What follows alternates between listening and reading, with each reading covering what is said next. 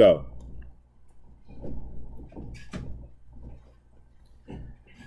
Hello and welcome back to Calculus 1. We are going to take a look at section 4.4, which is on graphing functions. And I already pre-made the shopping list of all of the things that we need to do in order to graph function by hand. When I say function by hand, that means you are on a desert island, right?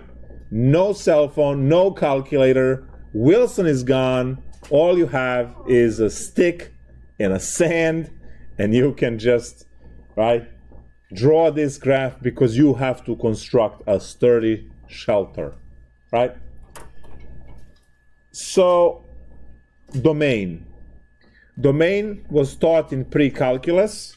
Is it necessary? No. Is it helpful? Hell yes.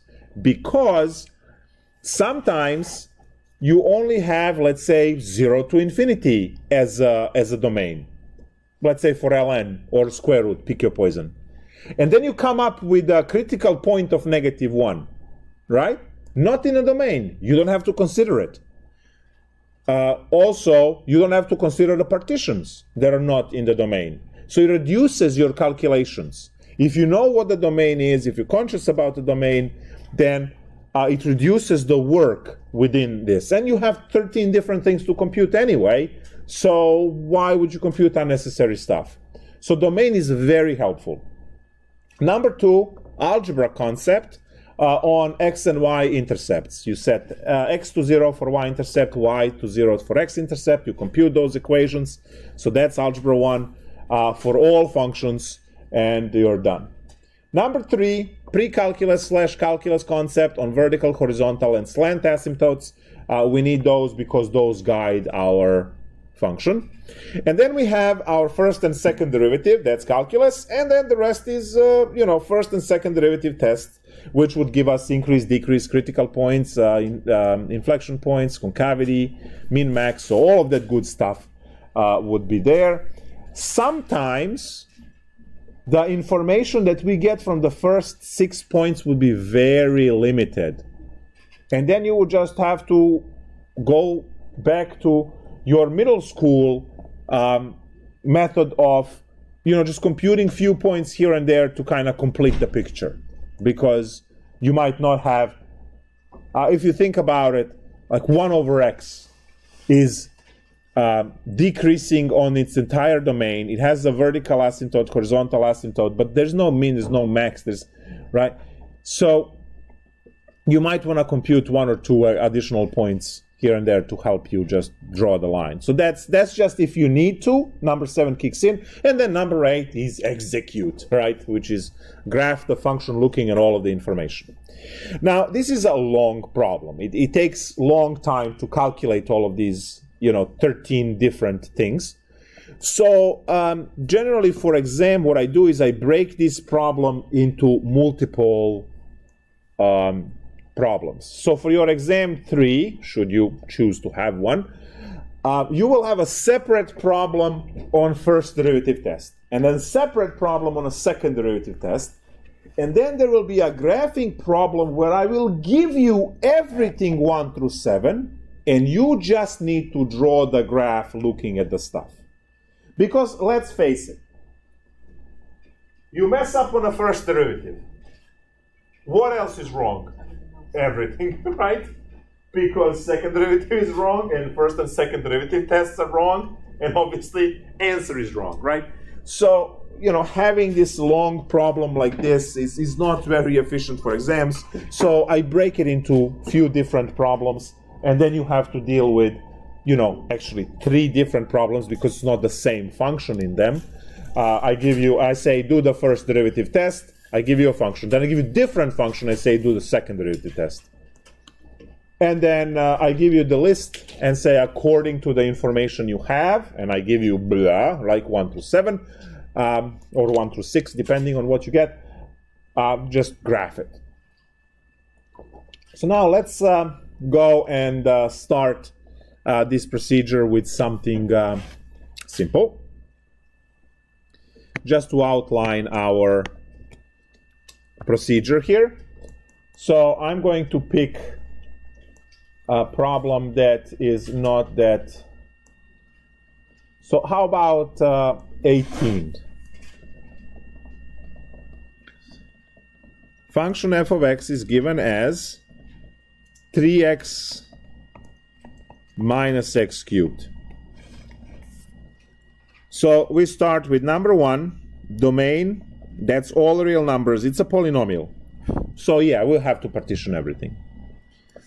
Number 2, x-intercept is when you set y to 0.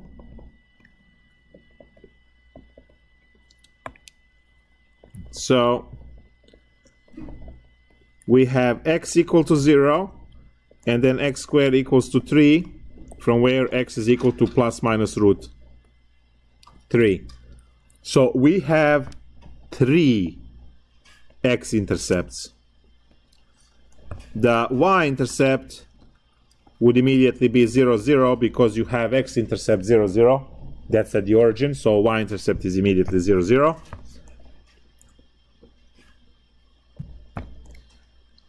Number 3, no asymptotes. Polynomials do not have asymptotes. You should know that from a pre-calculus course. So, no asymptotes for polynomials anywhere. Number 4, we take the first derivative. Well, that's easy. 3 minus 3x squared. And second derivative right away, f double prime of x, which is negative 6x. Should be f prime of x over here. There we go. Now, number 5, we are going to do first derivative test. So first derivative test, we know we take the first derivative, which we already calculated, set it equal to 0. We get x squared equal to 1, which is x equals plus minus 1. So these are our critical numbers. And those are the ones that we use to partition. So negative 1 and positive 1. From negative infinity to positive infinity, entire number line, right? For our first derivative test. I pick test points, negative 2, 0, and 2. And then I do the first derivative test, which we learned last class, where we plug in these test points in the first derivative and check if it's less or bigger than 0. So I have 3 minus 3 times negative 2 squared. That's 3 minus 12, so that's less than 0. We have decrease. F prime of 0 is 3 minus 0, which is more than 0. And finally, f prime at 2 is 3 minus 3 times 2 squared, which is again less than 0. Observe what we get for free. What do we get for free?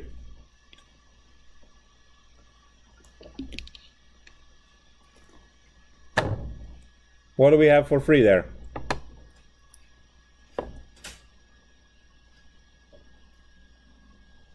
We don't have minimum. Exactly. Minimum at x equals negative 1 and max at x equals 1. That's a free stuff. Because if your function is decreasing, going to negative 1, and then increasing afterwards, right, it hit the bottom and went up. So a minimum at negative 1. The other side goes up to 1, and then after 1 starts going down. So 1 has to be max. So visually, right, quickly, visually looking at this graph, you know immediately that at x negative 1. Now you have to find y values. So f of negative 1 is when you plug this in original function. So 3 times negative 1 minus negative 1 cubed is negative 3 plus 1, which is negative 2. So minimum at -1, -2. And f at 1 is 3 times 1 minus 1 cubed, which is 3 minus 1, which is 2. So 1, 2 is a max. So these 2 points, right? Top one being the min and the bottom one being a max. Number 6 is the second derivative test. So we have our second derivative, f of x equals to -6x. Set it equal to 0. Find x equals 0 inflection.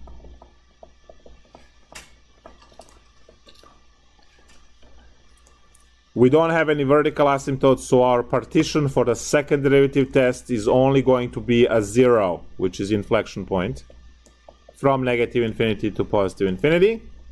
We have two partitions. Pick -1 and +1 as test points, and run second derivative test at -1, which is -6 times -1, which is +6, which is bigger than 0, so concave up. And finally, second derivative at 1, -6 times 1 is -6 less than 0, concave down. So you have to memorize from your previous lecture, 4.3, you have to memorize all of the rules, which is if the second derivative is less than 0, function is concave down on that interval. If the second derivative is bigger than 0, then you have concave up. We are ready to graph this, skipping 7, because we have way too much information here. You actually always try to graph, and then if you need, you kick in with 7. So what do I have?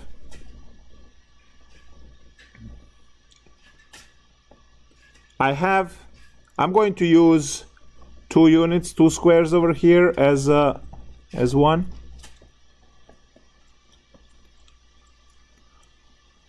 So I have 1, 2 as a max. 1, 2 as a max, and I'll put a little frown in it. And then -1, -2 as a min, so here is a little frown. Smiley, sorry. So that's my min, that's my max at 1, 2, and at -1, -2. I know that 0, 0 is one of the x-intercepts. And I also know that square root of 3 x-intercept as well. So that's somewhere about 1.7. That's where they are. So -√3 and +√3. So all I need to do is to connect the dots. I hope you see that the middle can only be connected through 0, 0. So it will look like that. And then it has to bend through this point, has to bend through that point, and that has to be the graph like that. So I hope that makes sense.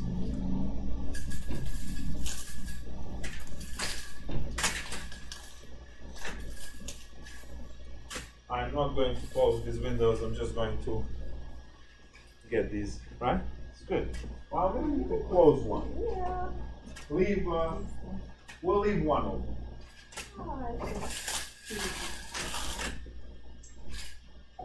It's really windy outside. I was in a tornado last night. Fun. My friend just bought a car literally last Friday. Last Friday. So his car is 7 days old. And they announced tornado in his area. I sent him the picture of his flattened white car. It's like rusted. Say your car after tomorrow.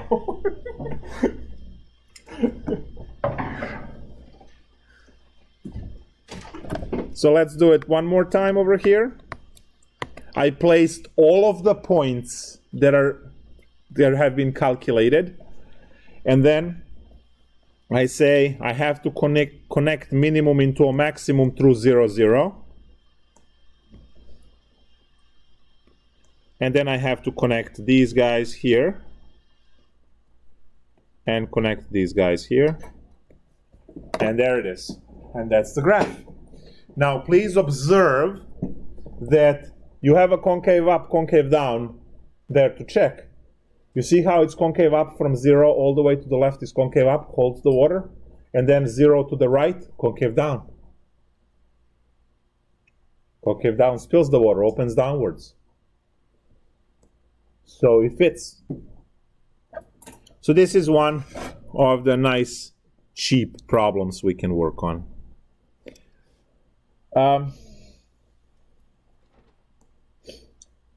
What else is there? X minus 2 root x. Beautiful. F of x is equal to x minus 2 root x. Well, number one, domain. X is a polynomial, right? All real numbers.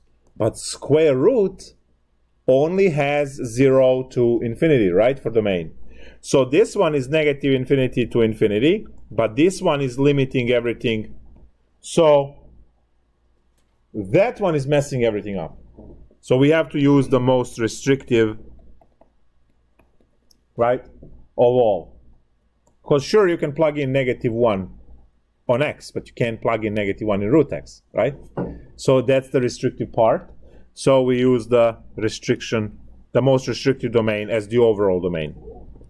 Number two. Can you put back what were your little notes for? Notes were that this domain here is negative infinity to positive infinity because it's a polynomial. And for the square root is 0 to infinity because we cannot use negative numbers. We can use 0. Square root of 0 is 0, right? But we can't use less than 0. So that's why we have the bracket rather than a parenthesis. Just out of curiosity, when do you start graphing imaginary numbers? Not in calculus. Not yet. Sorry for disappointment. X-intercept. So we have x minus 2 root x equal to 0. X equals 2 root x. Square both sides. X squared equals to 4x. Bring everything to the same side. X squared minus 4x equal to 0. Factor out x. X minus 4. X equals 0. X equals 4. So we have two x-intercepts. 0, 0. And 4, 0. And as I said, as soon as you see 0, 0 as the x-intercept, your y-intercept is immediately 0, 0. Because it's the same point. Number 3, asymptotes. No asymptotes. Again, because this is a combination of two functions that don't have asymptotes to begin with, and there are no denominators to make an asymptote potentially. Therefore, no asymptotes for number 3. Number 4 are our precious derivatives. So f prime of x would be the derivative of 1, derivative of x is 1, minus 2 times 1 over 2 root x. 2's will cancel. So 1 minus 1 over root x. That's our first derivative. And we don't have to rationalize this or anything like that because, you know, if x is equal to 9, then square root of x is 3, so 1/3, right? So we don't know which numbers we're going to get. We rationalize the solution later if we need to, but there's no need to make this worse by rationalizing it. Second derivative, we have to take the second derivative. Now, we are going to use this as our first derivative.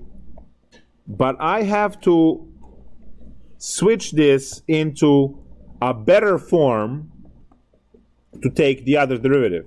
So I'm just going to say 1 minus x to the negative 1/2, because that's easy to differentiate, right?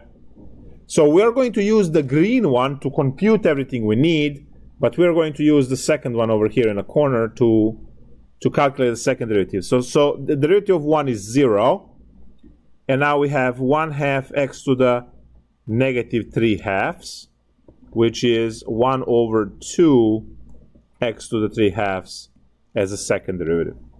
Maybe we can box that one green as well. There we go. So now number 5 is the first derivative test. We take our first derivative, which is 1 minus 1 over root x, and set it equal to 0. We need to solve this equation. Well, when you move 1 over root x to the other side, and then you cross multiply, you square both sides, you get x equals 1. That's your critical number.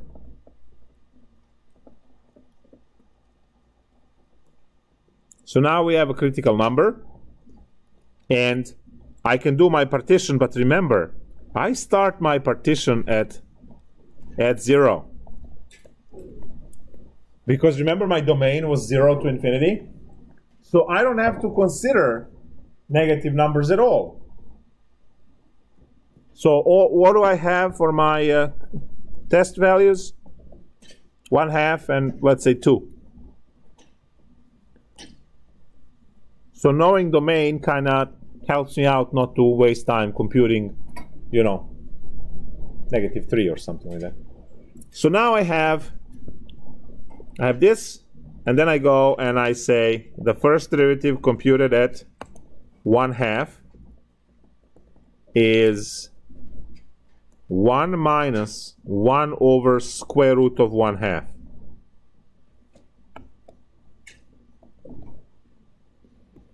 So this is 1 minus square root of 2.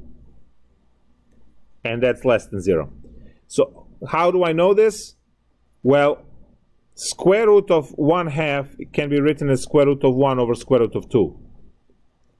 And then I have double fraction. Actually, I can write that step in. Whatever. I have 1 over 1 divided by square root of 1 over square root of 2. And that's just 1 over minus square root of 2, which is less than 0. So I have decrease over here. And if I do f prime at 2, 1 minus 1 over square root of 2, you find a common denominator here, and you see that this is positive. So now that's increase. So we have minimum at x equals 1, and then we find the value for that, which is 1 minus 2 times root of 1, which is -1. So minimum is 1, -1. That's our minimum. So I have increase, decrease, and that helps me pinpoint that at 1 and -1 I have a minimum value. So now that I have this, I go with number 6, which is second derivative test.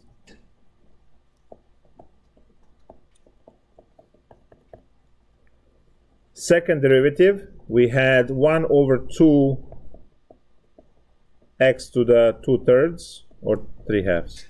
3/2. It actually doesn't matter, because when we set it equal to 0 and cross multiply, you get that 1 is not equal to 0. Right? You get 1 equals 0, and you know that can't be. So no inflection points. We still partition, but it's all, everything is one partition. 0 to infinity, and you can just pick any value as a test point. So no vertical asymptotes, no inflection points in this case. From previous lecture we know then that everything is one partition. There's nothing to break that into multiple. So we just pick one and then calculate that in our second derivative at 1, which is 1 over 2 times 1 to the 3/2, which is just 1/2, bigger than 0. So the entire function for its entire existence is concave up. Just like x squared. X squared is concave up forever. X to the 4th is concave up on its entire domain, from negative infinity to positive infinity. So we have functions which are concave up forever. Critical points, again, what do they determine? Critical points are either min or a max. Okay. So they turn into min and max, and they are also places that partition your... and the for the first partition is used to just determine the change in the slope? Like when yes. it changes? Mm-hmm. Okay. That's the previous lecture 4.3 on the first derivative test. All right, let's graph this. Again, I'm skipping over points, and if I do need to calculate something, I'll just, go in and calculate that. Observe that I completely unnecessarily drew the negative side. We don't need this because our function starts at 0, 0. There is also 1, 2, 3 at 4. There's another x-intercept. And we said that there is a minimum at 1, negative 1. This is 1, negative 1 minimum, which means I get to put a smiley face there. And I know that the entire function is concave up. So if I know that everything is concave up and I have these 3 points, there's only one way to connect that. Whee! Right? You start at 0, 0, you go to your minimum, and then you go through the x-intercept and you're done. So start at 0, 0, shoot through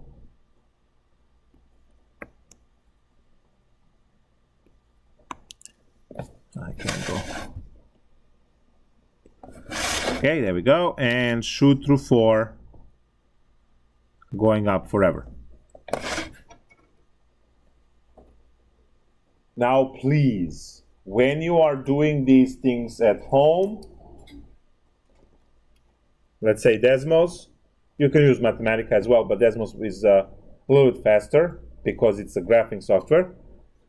You just type in x minus 2 times x to the 0.5, which is a square root, and look at that. It's like a check mark immediately. Ping. We see that it starts at 0, 0.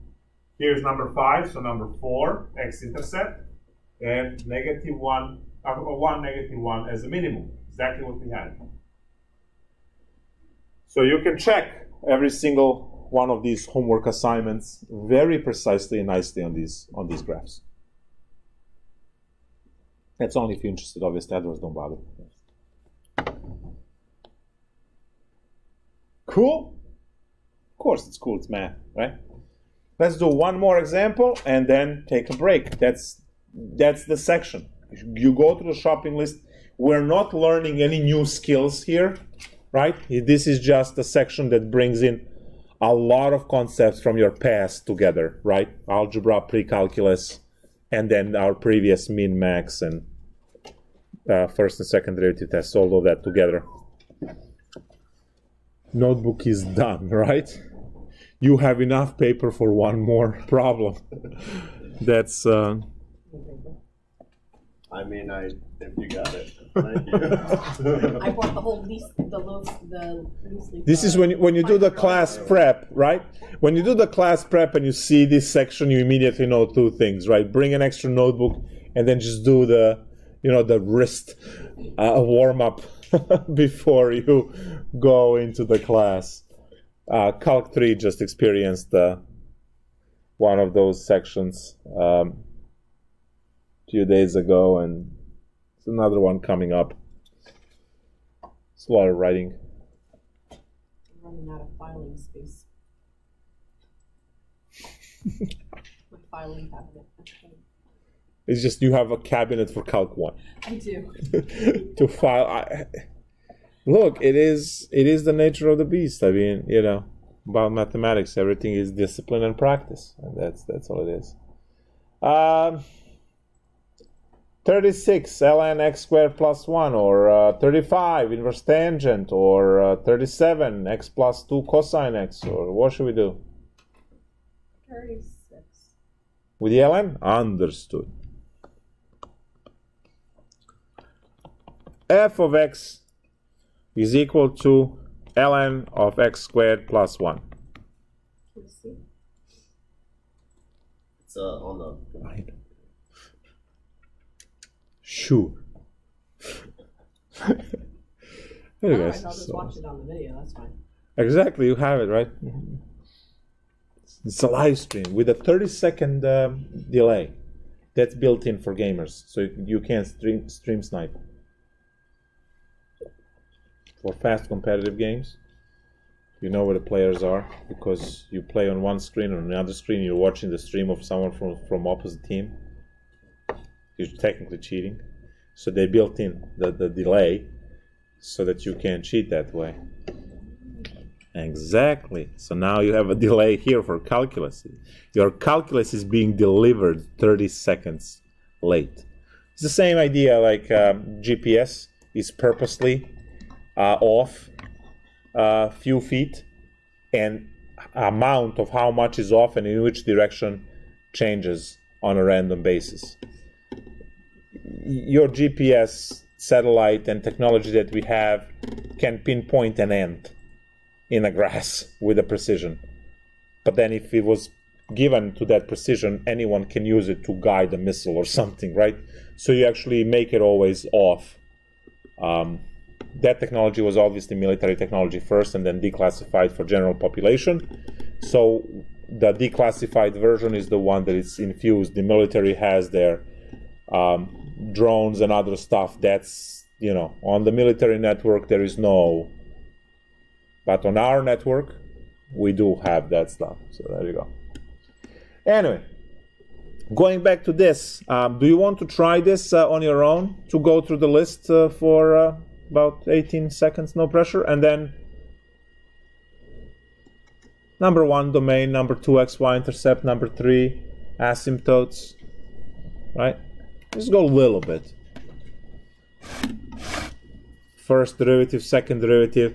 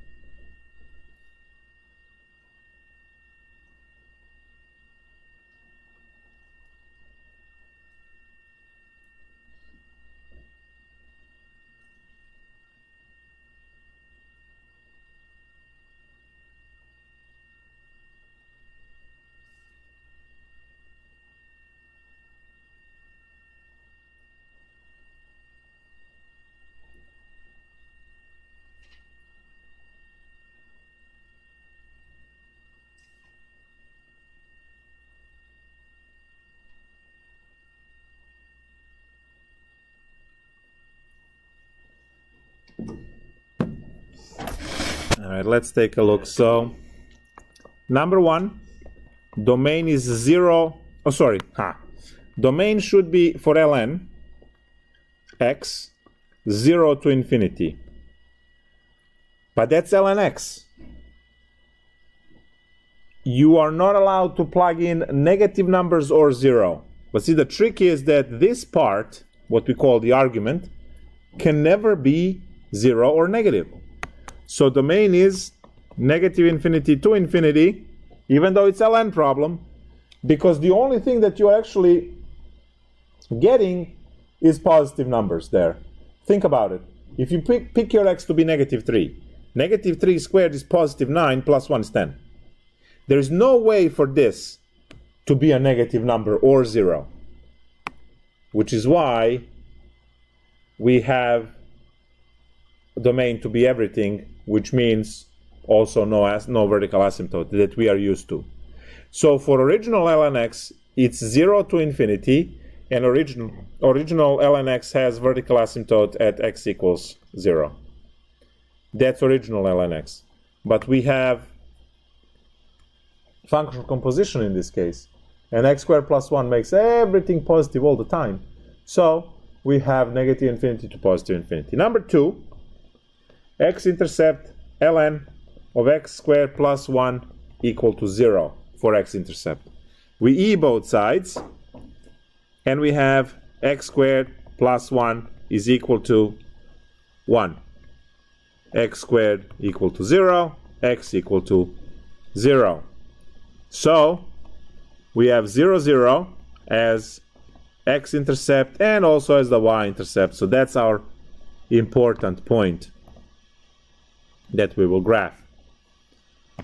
The next one is number 3. We already said no asymptotes. And number 4, first derivative.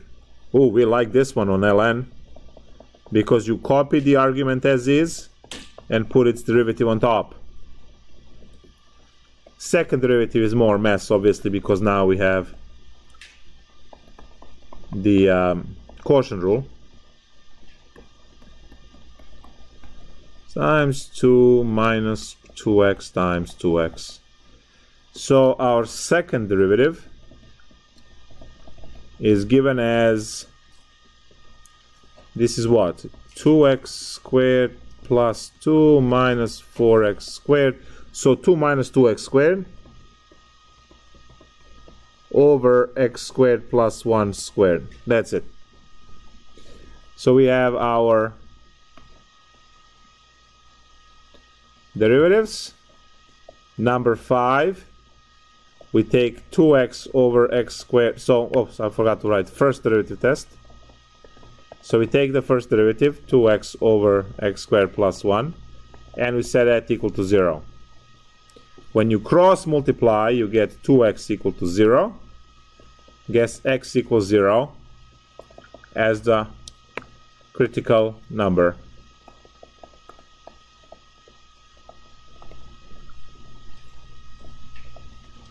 Critical number. So what's next? What's next is partition. We only have 0 from negative infinity to positive infinity. Pick your test points, negative 1 and 1. You can pick anything. You can pick 10, you can pick 13, negative 7, whatever. Just something in that range. I mean, interval. And now we do f prime computed at 1. Well, that's going to be 2 over 2, which is 1, which is bigger than 0, so increase. And, oh wait, I used 1. That's increase over here. If I use negative 1, it's going to be negative 2 over, so it's a decrease. Oops, I switched those. So there is a minimum at 0. And we can compute, we know it's a 0, 0 point, so min at 0, 0. Great, that's actually a piece of information we can use along with the increase, decrease, and all of that stuff. Number 6, second derivative test. 2 minus 2x squared over x squared plus 1 squared equal to 0. Now, before you freak out when you see a function like this, please note that when you cross multiply, 0 will always kill the denominator. So all I have to worry about is 2 minus 2x squared equals 0, which is x squared equals 1, which is plus minus 1. We have what appears to be 2 inflection points at negative 1 and positive 1. So these are my inflection points. And now for the second derivative test, I partition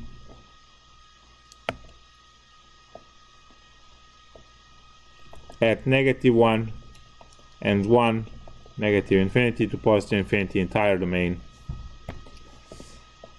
Negative 2, 0, and 2. And now we have to do second derivative computed at negative 2. That's 2 minus 2 times negative 2 squared over, I'm going to completely ignore denominator because denominator is always positive. The whole thing is squared. So no matter what you have in those parentheses will be squared, and it's always going to be a positive number. generally for these kind of things, you only worry about whether you're getting positive or negative value. You don't care about the value. You just want to know whether it's positive or negative. So what do I have on top? I have 2 minus 8 over some positive number. That's negative number divided by the positive number, giving you a negative number, and that's less than 0. So concave down. Second derivative computed at 0 is 2 minus 0 over positive, which is positive over positive. If you don't want to do this kind of analysis, you are welcome to calculate these things. It's okay. I mean, you just need to know whether it's concave up or concave down, and that you can do either by analysis or you can do it by computing everything from, all the way.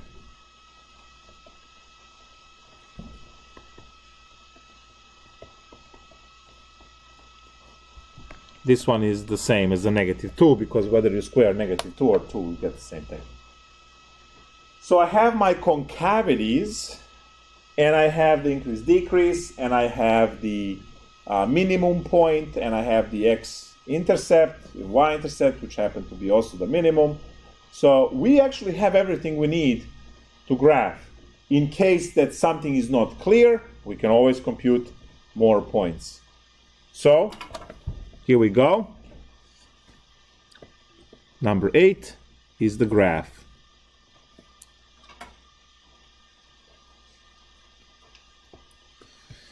So my x-intercept is 0, 0. And my inflection points, I didn't calculate the inflection point, so f of negative 1, that's original function, is ln of 2, right? It's ln of negative 1 squared plus 1, so this is just ln 2, and the f of 1 is also going to be ln 2.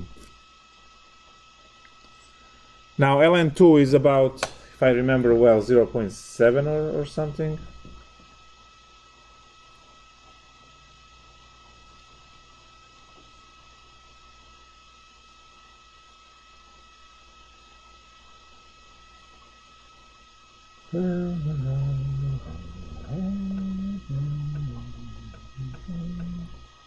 Yep, 0.6931, so about 0.7. So I have 0, 0. And 0, 0 was a minimum, so a little smiley there. Negative 1, 0.7, and positive 1, 0.7. So these are my points. This is 1 ln 2, and this is negative 1 ln 2. So now we have to connect this. Now please look what we have. Is it possible? Yeah, I can do this.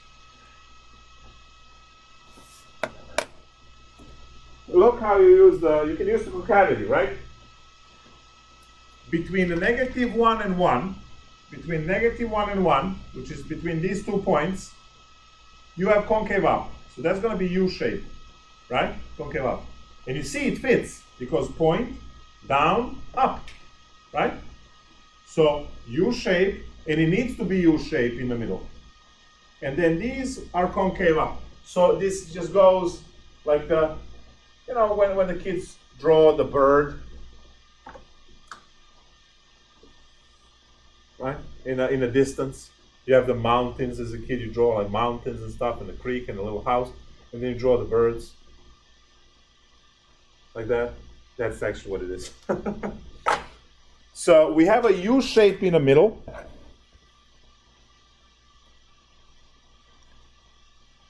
and these points are concave. Change in concavity, so it's gonna switch like that and like that. And that's what we have. It's concave. So you see that after those points is concave down. And again, immediately what you do is you jump into Desmos, right? And you type ln, open parenthesis, x squared plus 1, close parenthesis, done. Immediately you get the thing answer, right? And where are your points of, so here's your negative one, and here's your 0.7 ln, and here's your positive one, and that's the changing, those are the changes in concavity. And you have your minimum at 0, 0. Right? So it's really powerful stuff, right? You get to graph the whole thing, right, by hand. So next time someone tells you, what do you know, right? You say, I can graph ln x squared plus 1. Like, what do you know? Do you know even what ln is? Huh? Guarantee they will never talk to you again, which I hope is a goal. If that's what they go to, especially when they say, wow, what do you know? I have kids. Like, there's a PhD in having kids. Anyway.